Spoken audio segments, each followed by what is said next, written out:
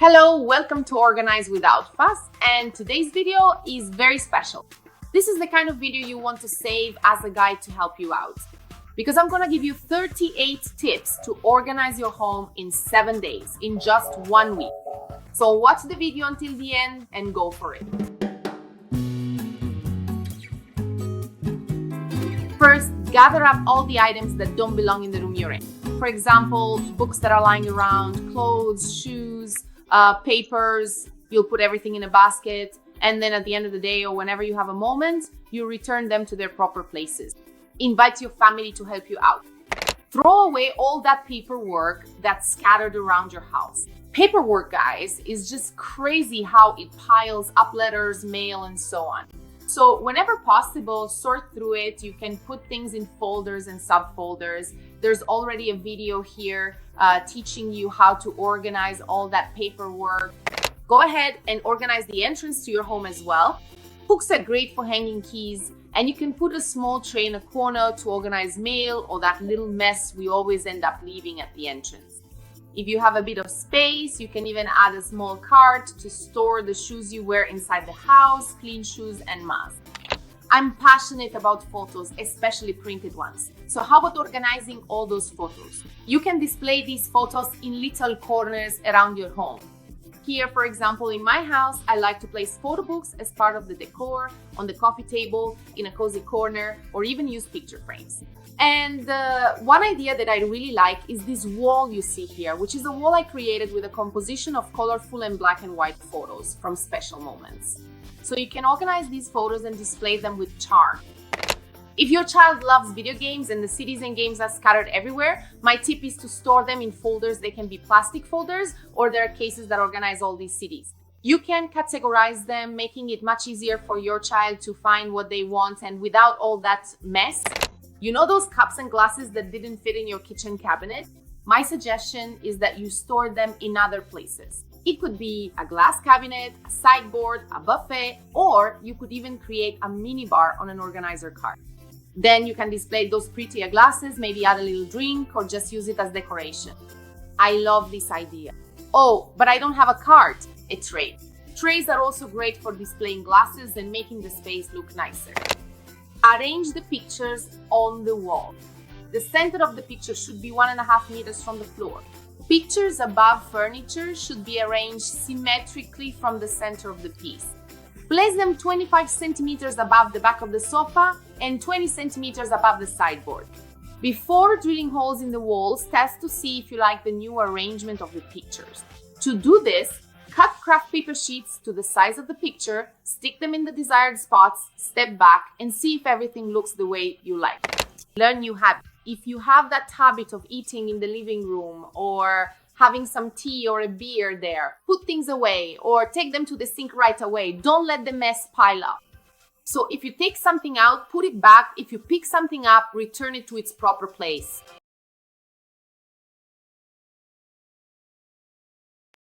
Day 2. Organize your work desk, your study corner, or even your computer. On your office desk or study table, you should have as few items as possible. Having too many things on your desk gets in the way of your productivity and focus. So put a pencil holder, maybe a paper organizer. Less is always more. And here's a tip. After you finish your work or your study session, organize everything right away so that the next day everything is tidy. You'll feel more motivated to start your day. Reduce the amount of paper you have.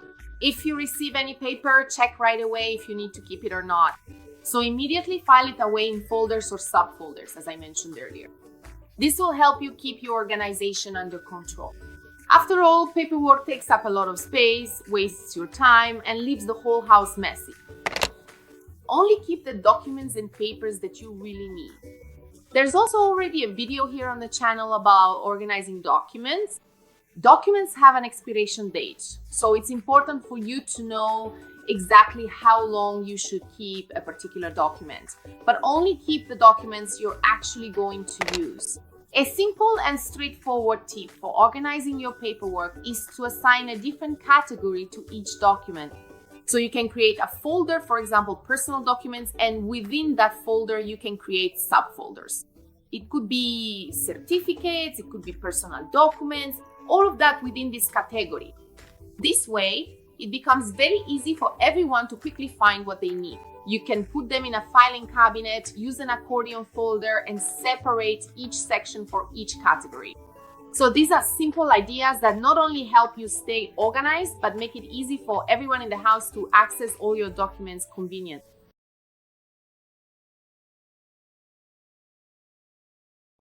Day 3 is a specific day for you to organize your bedroom. The first thing is to remove from your bedroom any items that don't belong there. Like, for example, a mug, a piece of paper that's just lying around, or clothes scattered about. So before you start organizing, it's important to declutter and get rid of things that don't belong in your bed. Reduce the number of products and items you keep on your bedside table. Keep just a few small things, like a lamp, maybe a candle, a small box, or a book. So don't overload it, because having too many things will make your whole room look messy. If you have books in your room or on a shelf, you can organize them by category, that is, by the subject of the book or by the color of the spines. I love this kind of organization. But you should organize things in a way that works best for you. It's also important to regularly wipe the dust off those books. And for the books you don't read, go ahead and take them out and put them in a donation box. Another thing that creates a lot of clutter in a house, and as someone with young kids, I know these all too well, is toys. Donate those toys your child no longer plays with or that are no longer age appropriate. Organize all the toys in boxes so that the kids can easily identify the category inside each container. You sort the toys, group them into categories, and organize each group in a storage container. And since you're probably already feeling motivated by this video and all this organizing, take the opportunity to create new habits. So this idea of removing items, and another tip I want to give is making your beddies are habits that will change your daily life without taking up much of your time. And I don't even need to repeat it again. Make your bed. Make your bed every day, because this small habit gets you started and motivates you to develop other habits as well. If you have less time, just pull up the comforter, put a few throw pillows, maybe a blanket at the foot of the bed, and that's it. That's all. It will already make a huge difference in your room. And before going to bed, pick up any clothes from the floor or the chair, hang them up nicely, or put them back in their proper place. Here's a tip to make things easier. I believe all the hangers in your closet are facing the same direction. For example, all the hooks are like this, right? So for the clothes you've already worn and plan to wear again, to keep track, just turn that hanger to face the other way, okay? That way you have even more control. Or if you have a stack of clothes, put the clothes you've already worn on top of the pile so you know you wear them one more time. But ideally, you should wear them at most twice before washing. Day 4. Organize your clothes and shoes. Before you organize your clothes, it's extremely important not to skip the decluttering step. In other words, you're going to remove the items you no longer use, clothes, shoes, accessories, and then you can put them in a bag to donate. But it's important to donate clothes that are in good condition. Don't donate socks with holes. That's not cool, okay? So it's important to develop this habit of donating, even if it's just one thing a month, so you get used to taking out of your closet the items you no longer use. Sort your clothes into categories. You often ask, hey Rafa, which clothes should I hang and which should I fold? The clothes you should hang on hangers are dress shirts, those blouses made of more delicate, softer fabric. In the drawer, you can organize socks, underwear, workout clothes, and you can also organize sweatshirts. And on the shelves, you can put folded t-shirts, tank tops, and wool sweaters always on shelves or in drawers, never on hangers, and so on. So if you separate things this way, your closet will be much more practical. Organize according to the season. This technique is widely used by professional organizers to help you save space. For example, summer clothes, since it's the current season, should be at the front, while winter clothes go in the back, or in other places they can be stored in a suitcase, in fabric covers, or even in those vacuum sealed bags where you put everything in, use a vacuum cleaner to remove all the air, and then you free up a lot of space in your closet. Once the seasons change, you just switch the order of the clothes. To make organizing your clothes even easier, keep the clothes you wear to work or use most often in easily accessible places. You can hang them up or keep them at the top of the pile. It becomes much easier for you to find what you need. When you make stacks of clothes on your shelf, don't make the stacks too tall because, for example, you might want to grab the last t-shirt from your pile. Then you'll have to take everything out to get the t-shirt, and that's risky because it can make a mess. So if you have a deep closet, divide it into 4 stacks. This way you can also see what's in the back, okay? So don't make the stacks too high. And also when the stacks are too high, they get kind of lopsided and don't look nice. And we also can't forget about the bed linens. So you can keep the whole set together. For example, you can put the sheet and pillowcases together or bath towels and face towels together. When you're organizing the bed linens, whenever you put away a set you've just washed, always place it at the bottom of the stack. That way you'll rotate them and the linens are less likely to yellow, since yellowing happens when we don't use them much. So by rotating your towels and bed linens like this, you use all of them and don't have problems with stain. As for your shoes, always store them clean. Wipe the soles of your shoes when you get home, because just think about how many bacteria you could be bringing into your closet. Wipe them with 70% alcohol or a bactericidal product. Organize your shoes side by side. There are wonderful organizing products that can help you save space as well. And the shoes you wear less often can be stored in boxes, placed on higher shelves to protect them from dust and mold. And for our friend, the handbag, right? We women love a good bag. You can place them side by side. And if you have a shelf, you can even put some stuffing inside to help them stand upright. If you don't have enough space, you can put them inside the box. The bags you use the least, place them side by side, standing upright like this. You can use hooks to organize the bags you use most often. On the clothes rack as well, if you have a little space, you can add hooks and hang your bags. There it works great.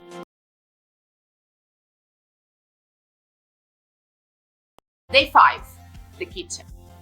Before you start cleaning your kitchen, for example, organize it first. Only leave the items you're going to use on the countertop. Don't put too many things there. Remove the dishes from the drying rack and leave everything clear so you can do a thorough cleaning. So organization should always come before cleaning. Organize the cabinets.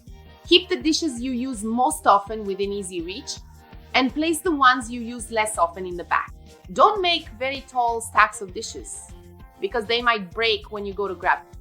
To avoid this and make use of extra space in your cabinet, I've mentioned several times the wire organizers that you can fit onto the shelves, allowing you to organize various items. So this is a little trick that really makes a difference in organization. Cutlery needs to be organized in cutlery trays or in drawer organizers. This is to keep everything in order. Small cutlery, large cutlery. You can even free up a drawer by using a metal bar and hanging all the taller utensils. You can use a utensil holder to organize the larger cutlery. And if you have small children at home, it's important to use those safety locks you can buy for drawers that contain knives or sharp items. This is important. And to save space when organizing pots and pans, you can use wire racks to organize frying pans upright instead of stacking them.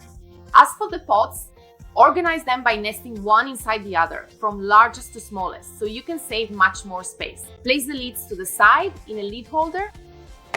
And to make cleaning the kitchen easier, you can set aside some baskets with products you use frequently, and you can also place some items in baskets on a shelf. This makes cleaning so much easier, trust me.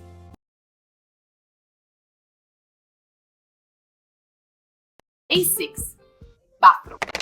Remove all expired products, cosmetics you no longer use, and then invest in organizing products to arrange your drawers and also inside the shelves. The items you use frequently can be placed on a beautiful tray on the countertop. And if you don't have much space, you can use those suction cup organizers for lighter items so you free up the countertop and always have a neat organizer within reach. Sort the products into categories. You can set aside a basket for body products, another basket for conditioner, shampoo, and hair items, oral hygiene, among other categories. It makes things so much easier. And if you want, you can also separate each box or basket by family member, which is also super practical.